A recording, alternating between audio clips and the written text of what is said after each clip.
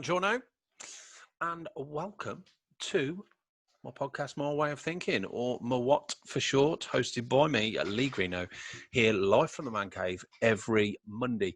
Hope you're doing well. Now, you may notice if you're watching on YouTube, I do have some merch. Look at this, MWOT merch. It's a very fashionable black cap with hashtag MWOT. Someone got me this as a present. And I think what I'm going to do is bang out a few thousand, sell them tenner a piece, job good 'un. So if you would like to look like an absolute tool like me, then let me know and I'll get you. They don't look that bad actually. Just needs a bit of finessing. My what? So there you go. That's what I've been up to. Getting merch for my what? I'm only joking, of course.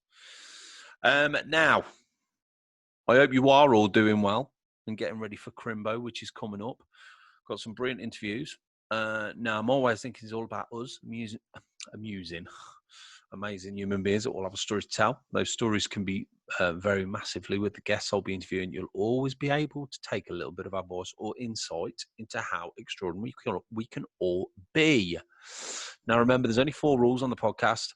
1, no bullshitting. 2, no judging. 3, no negativity, and 4, have fun. Now, today I am talking to Eric M Twigg. Now, Eric M Twigg is a procrastination expert.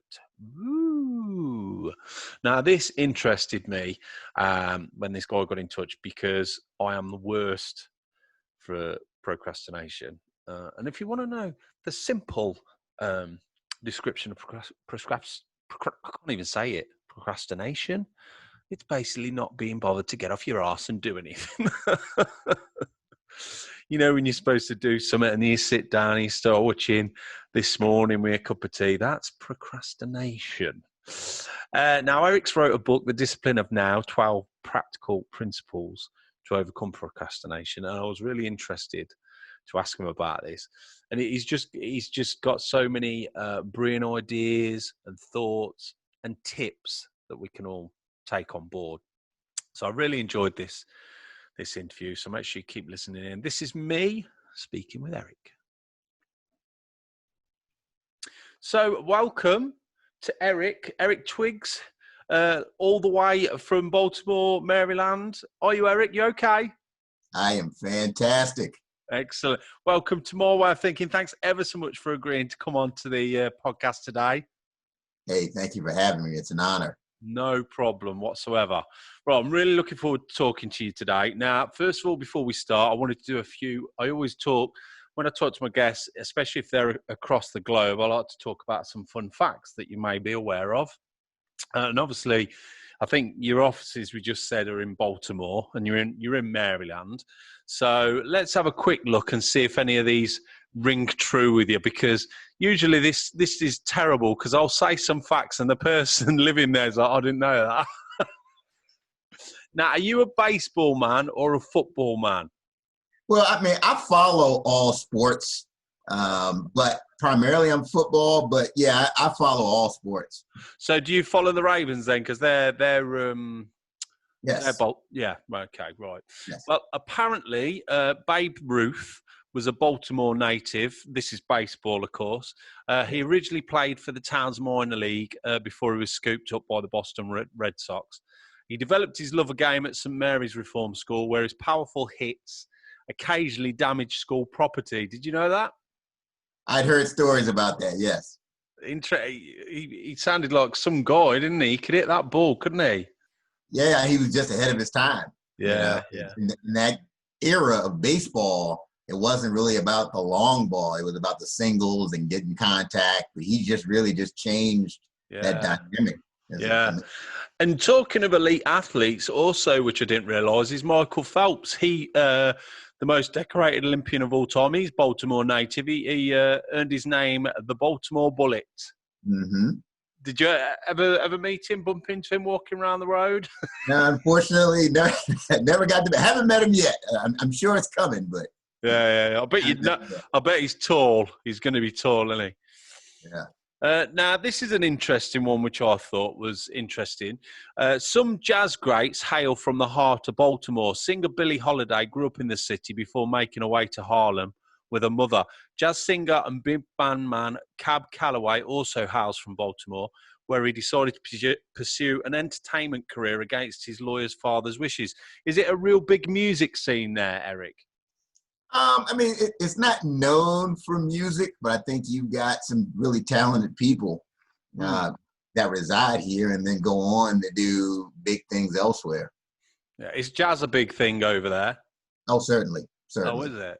It's I've never really got into jazz. I'd like to get into jazz, but I think it's one of those things you need to keep listening to. You know what I mean?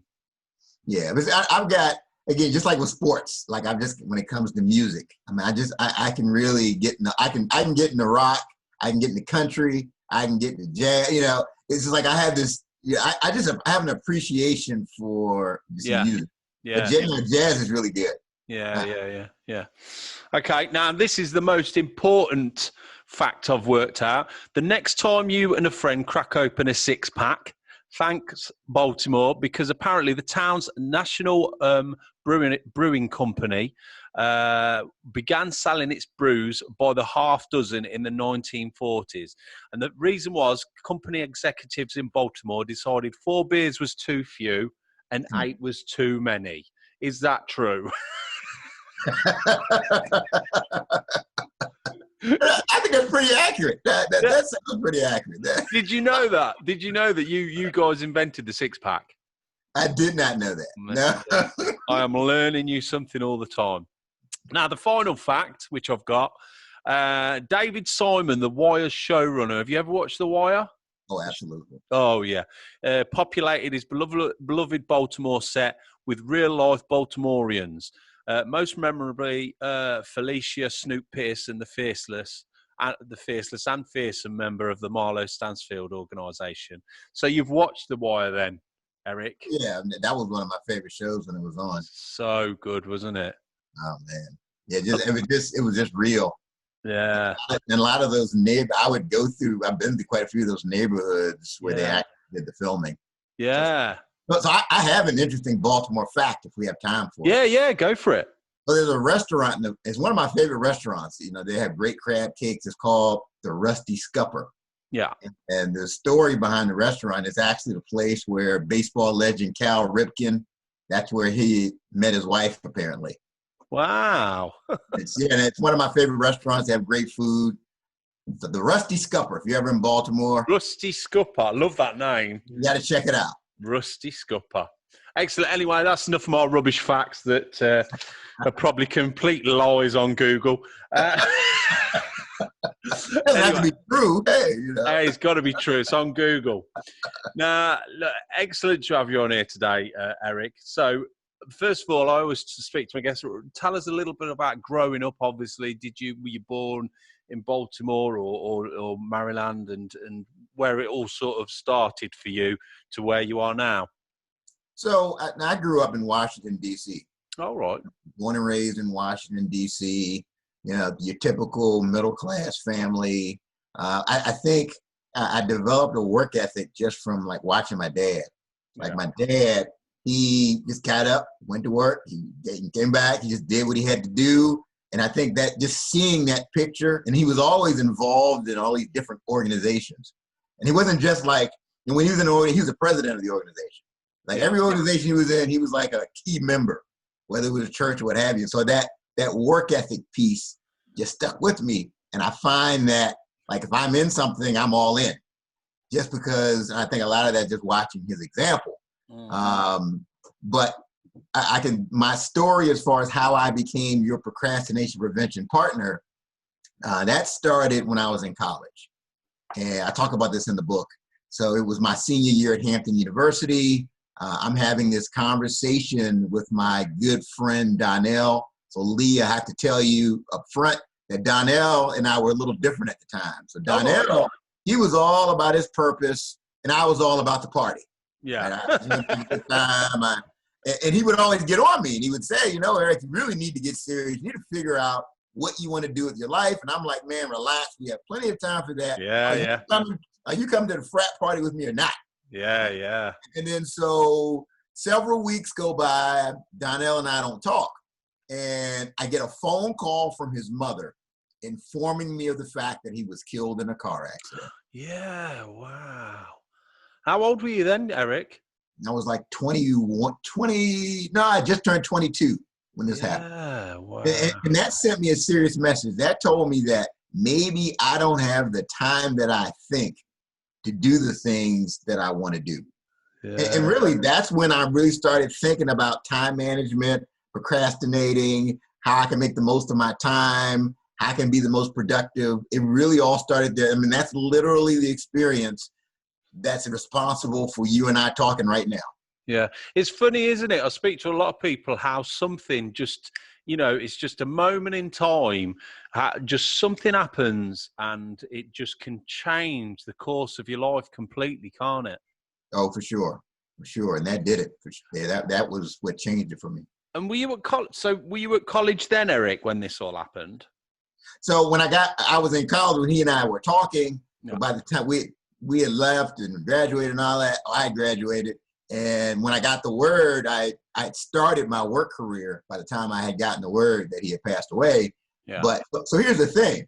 Like, I thought I was supposed to just make as much money as I possibly could.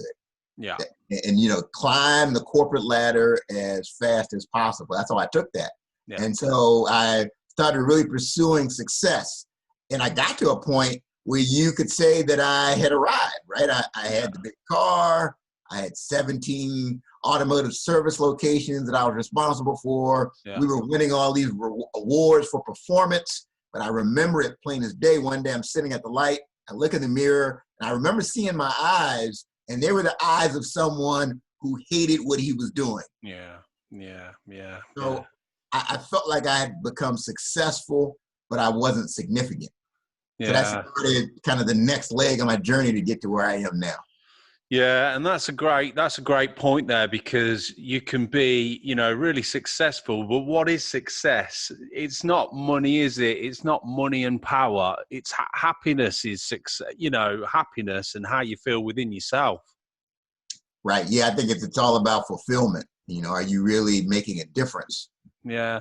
And the other thing with that, Eric, though, is so you're doing really well. You're making money. But you realize you're unhappy, but you still need to pay your mortgage. You still need to pay the bills. So what was your thought process there?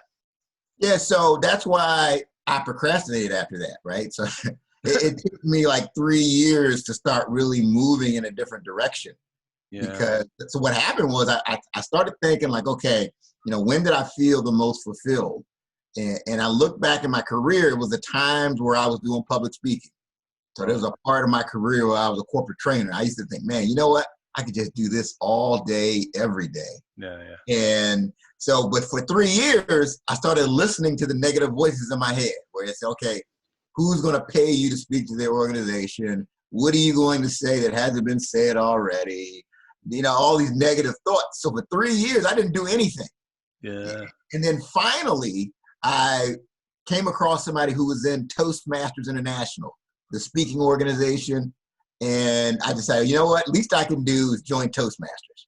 Yeah. And I joined Toastmasters, and I met somebody in Toastmasters who trained professional speakers. And I took that step, and then the steps just kept presenting themselves, and then here we are. Yeah, and it's funny the way you say steps there. And I've you would have heard this, and I've done managerial roles before where you have the sessions, and they say small steps, and it is true, because at least if you're doing something towards your goal, but like you say, when you're not and you're procrastinating, those 3 years just go so quickly. In them 3 years, you could have made so many little steps that would have got you so. Is that true? Oh, it is true. And so my podcast co-host and we always say, the easiest thing to do is nothing. Yeah. Right? Yeah. And so I didn't have all the answers figured out. So I figured, hey, I'll just not do anything. But you have to move past that. Yeah. Time moves fast, doesn't it? When you're not doing anything, time moves fast. Oh, for sure. For So sure. you start making these small steps then. So and you got included in Toastmasters. So what happened next? So in Toastmasters, it was the weird thing. Like, again, I would talk to somebody and say, you know what? You should enter this speech competition. That'd be a good idea. And I'm like, okay. And then I'd go all the way to the finals. Yeah. And so it was just kind of like confirmation that I was in the right place. But then I met someone who belonged to the National Speakers Association. And they kept telling Eric, you need to really start coming to the National Speakers Association. So I did that. And then there's, again, another class for professional speakers. And I joined that. And then the person who ended up writing the foreword to my book, his name is Dr. Willie Jolly. I mean, he's internationally known. He's in the Speaking Hall of Fame. Yeah. He happened to be a member of this. And the ironic thing is that he was like the person that I patterned myself after. He was like my first example of a great speaker, right? Yeah. So when I first said, you know what, I want to be a professional speaker, I remember I was talking to my dad. My dad says, this is the guy you need to be like. And he gives me this picture of this guy, Dr. Willie Jolly. Yeah. So then I get to the National Speakers Association, and every meeting I'm sitting next to Dr. Willie Jolly. Yeah. Wow. Yeah. And, you know, you would think he would not have the time of day for me. You know, this guy is, you know, speaking of, and he's helped me with these things. Like, he wrote the foreword to my book, gave me all these tips. Yeah. So I mean, I say all that to say is you just never know. And a lot of times you don't see the next step until you take the first step. Yeah, yeah. Anything's possible, isn't it, Eric, at the end of the day? You know, the world is an amazing place. Yeah, I mean, that's what excites me so much. I mean, you just never know. Yeah, yeah. And so talk a bit about speaking then, Eric. What is it that you love about speaking? Is it the performance, or is it the fact that you are coaching all these people? What is it? Well, yeah, I think you can really make an impact on people's lives. Yeah. And especially when you're telling your story. And I mean, it's amazing to me that, like, I can run into somebody that saw me speak years ago. Yeah. And tell me the details of a story I told. Yeah. Like those stories really stick and they resonate with people. And you can really have an impact on somebody's life and their actions. I love it. Is it the performance aspect as well, though? You seem to me like a guy that just loves having a story and standing on stage and delivering a story. Well, you know what I had to learn? I learned that it's more about the audience and less about me. Yeah. So, like, for example, when I told you I would do these speech contests, and I'm like your typical type A personality. I want to win. If I'm in a contest, I want to win. And I had a mentor, a speech coach, and he would tell me, look, Eric, don't focus on winning the trophy. Focus on delivering the message in such a way that it's clear and the person has actionable items they can walk away with. And if you do that, then the trophies will take care of themselves. And I'm like, yeah. I want to win. Yeah. Sounds great, but I want to win. But no, looking back, he was 100% correct. Yeah. And I try to really apply that. I'm speaking. It's not about me. It's not about trying to be fancy. It's not about trying to be impressive. That's when things go wrong. Like, if I look back at speeches that didn't go well, it was probably because I was trying to impress. I was trying to be Superman. But it's about that person in the audience. That's the bottom line. Yeah, definitely. And so, and then the other side of it is obviously the procrastination. Now, this has always interested me because myself, I do my podcast. I'm a filmmaker. I'm a creative. I'm always doing creative things. But the reality is that a lot of things I do is through passion, not because I get paid for it. Now, when you don't get paid for something, it is the easiest thing in the world to procrastinate. It's, I don't get paid for it. Why should I do it? But for some reason, your passion, pushes me. And some days are harder than others. Tell us a little bit about that, Eric. What is it that procrastination? How does it get hold of you? Why is it such a pain in the arse? Yeah, I mean, again, I think it goes back to the easiest thing to do is nothing. I do think it helps to be passionate about whatever you select. Yeah. So like, because I work with people who literally, they own a job that they hate. Like they have a business, but they got into it because someone told them they could make a lot of money. It was a turnkey operation, but they hate it. And so they're not willing to put in the extra. I think you're more likely to procrastinate if you're in something that you really don't just enjoy. Yeah. Like let's say, you know, if you're doing a podcast, I mean, there's just a lot of little behind the scenes work and effort. You really want to get it out there. Yeah. If you hate podcasting, you're going to be more likely to procrastinate. And because one of the things that causes people to procrastinate is something called task aversion. Right? All right. It's not that deep. It's just you just don't like doing it. You don't enjoy doing the task, so you just put it off. Yeah, yeah. And what tips do you think you could give people then? So, you know, they get up in the morning, they've got something to do, and they put it off. What are some good tips that can really fire you up, do you think? Well, I think you need to look at what it is. And I wish someone would have told me this when I was starting out, that just because something has to be done, it doesn't necessarily mean that you have to do it, right? So you have to look at what you're doing. Are there things, because I think we all have aspects, certain aspects we just don't like to do. You know, is it a matter of, can you bring on a virtual assistant? And in most cases, the answer is yes. Yeah. You know, but you say no, but the answer is yes. So are there some certain little, like for me, I don't like a lot of the little details like scheduling and this and that. So I have a great virtual assistant who does those little things to free me up to be in my zone of genius. So I think you need to look at the task that you don't like to do. Does it line up with your ultimate purpose? Can you delegate it? Can you bring on a virtual assistant? Can you use technology? And then I would say too, if it's unavoidable, you just have to do it. No way around it. You don't like it. Can you pair it up with a task that you do like? So for example, you know, let's say I don't like doing expense reports, but can I, while I'm doing my expense reports, can I be listening to an audio book at the same time? Yeah. So at least it's a productive activity. Yeah, I see what you mean. Yeah, I think that's a good thing. I mean, like you say, technology is brilliant now. We can get virtual assistants. You know, I'm looking for a virtual wife so I can get rid of my the wife. Wow. But no, it is amazing how far technology is coming. I think that's a good. You know, that is a good point. Now, so, doing your speaking, your coaching and all that kind of thing, where do you see that going in the future, Eric? What are you looking forward to going forward? So, I mean, I could see just continuing to do it. I could see me doing more as far as coaching, more of the group coaching sessions where I get like-minded people together, where they're just not learning from me. They can learn from other people in the group.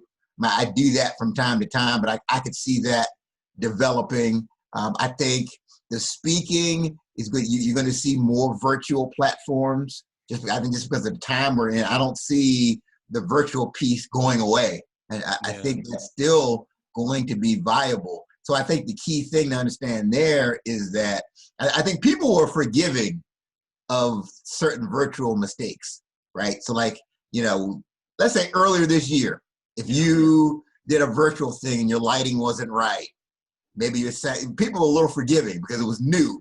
But I think we're going to see going forward, the expectation is that you're almost like your own television crew. You know, your lighting's going to need to be right. Your sound's going to need to be right. Your audio, you know, so that's kind of where I see things going. Yeah, because I suppose that it's affected you quite a lot this year, because if you're used to public speaking, all of a sudden you can't have crowds. So is that how have you developed your business? Are you doing it all online now? Yeah, I don't have a choice. It's so, you know, I would do the other thing. I would do a lot of book signings, right? So we set up. We go to an event. People would buy the books, and then then that would lead to other speaking engagements and coaching sessions. But now, you know, most of these places are on lockdown, and you can't really get out there. So now you have to be. So the key thing is you can't stop. Yeah. You have to pivot. You have to look at, okay, yes, I can't get 1,000 people in a room, but what now? What can I do? Yeah, I know what you mean. It's been good in a way. It's been a nightmare, but it's also been good because people are starting to think a lot more on their toes. And when we do get back to normal, we'll have this as a side that we've implemented into our businesses as well. So if anything, it's take the positive away from it. It's been a very challenging but interesting time, should I say? Now, tell me a bit about your book. So, obviously, your book. When did your book come out, Eric? So it came out in April of 2017. So Okay. The Discipline of Now, 12 Practical Principles to Overcome Procrastination. So I made it, it's different from the other books that are out there on the topic. A lot of these books, they offer cookie cutter solutions. You got to wake up at 3:30 a.m. You can't check your email until this time. Yeah. But mine it's based off of, I don't care what your habits are. You can be a morning person. You can be a night owl. You can find specific tips based off of your current tendencies to help you to overcome procrastination. Right. Okay. So it's a lot more. Your book is more about beating procrastination by putting everyday things that work with you instead of against you, and trying to have like a set routine. This, and that. It's trying to blend things into your everyday life. Exactly. It kind of works with. So, like for example, there's something that we talked about this just now a little bit here, but it's called your circadian rhythm, right? So Some people are just naturally morning people. Some people are they get jazzed up as it gets later. But the key, one of the things we talk about in the book, is to schedule your high priority activities during those times of day when you have the most energy. So you don't necessarily, because some of these books, they make you feel guilty if you're not the person that gets up at 3:30 in the morning and you've already run 8 miles and all that other stuff. You don't have to be that. You can get up later and still, be productive and get the right things done. Yeah, that's great advice, that is, Eric, because like you say, everybody's different, and there's some of these books say, right, you must get up at 5:30, get everything done then. I do some writing sometimes and people will say, oh, get it done in the morning so you got the rest of the day. But I don't feel productive then. I feel productive sort of 11 o'clock. And that's because of me. It's not because I'm lazy. It's just the way I work better. And you have to know that about yourself. And so one of my early struggles is I would try to write like later in the day, and it just, the ideas wouldn't come to me. But then when I tried to write like early, because I'm an early morning person, when I would write early, then I could knock it out. You really have to know that about yourself, and the book helps you to heighten your awareness to that. Yeah, no, that's a good point. And so then going forward, obviously things will get back to normal. Where do you see your company going in the future, Eric? Yeah, I just think we're going to do more things internationally. That's really where I see it. And one of the things that since we've been in this pandemic, whatever you want to call it, I've really made a lot of international connections. I have quite a few podcasts in England, in Australia, in Canada, in Malaysia. So I can see me speaking on more international stages and really just getting the message out to help more people. So that's really where I see things going. I've got my podcast, a 30-minute hour, and even with that, I'm having international speakers and influencers that reach out to us all the time. So I really see us taking the message more on a global scale. Yeah, no, that's a good point. I think as well, technology does allow us to do that, and it's great because in the past, we may not have, if you've got a company and you want it to be international, you'd have to go out and you have to go to countries and have meetings. And now we can just talk like this over, and you can get to know someone. It's never the same as face to face. Don't get me wrong, but it's it's the next best thing, isn't it? Oh, for sure. And again, I don't think there's going to be a normal. I think it's going to be like the next normal. Yeah. Right? I think things are forever going to be different. Yeah. But yeah. we're going to have a version of normal. Yeah. It's not going to be what we're used to. Yeah. Good point. And I always ask my guests, if you could give some advice to someone who maybe is procrastinating, or is struggling to find time or do something, what sort of advice could you give, Eric? Here we go. The best piece of advice I can give is this: don't allow perfect to become the enemy of progress. Yeah. That was my problem. It had to be perfect. So, I needed to have everything figured out. I needed to have all the questions answered before I moved. I think you just need to focus on the next step. And the next step could be as simple as calling someone who already has the results that you aspire to. Yeah, no, that's a good point. And that is a great point, because I was thinking, I get people that will say to me, I'm thinking of writing a film. I've got this idea. And I always say, ideas are nothing, action is everything. Because we've all got great ideas, but what's the point if you're never going to see that film? You're never going to read about that book, because we've all got ideas. You've got to put pen to paper. And I think some people use perfect as an excuse to procrastinate. So they say, I haven't thought of a title yet. And I'm like, why? You haven't thought of a title? Get it ready. You can do a title next year. No one cares. And I think that is, like you say, don't think perfect. Think, just get it done. Do something, because, I think it's such a shame when people have got these amazing ideas and we're never going to find out what they are. No, and even you bring up a great point, like from a writing standpoint, there are many blogs that I've written where either I didn't have a title at all, or the title I had I wasn't clear on, but as I started writing, title came to me.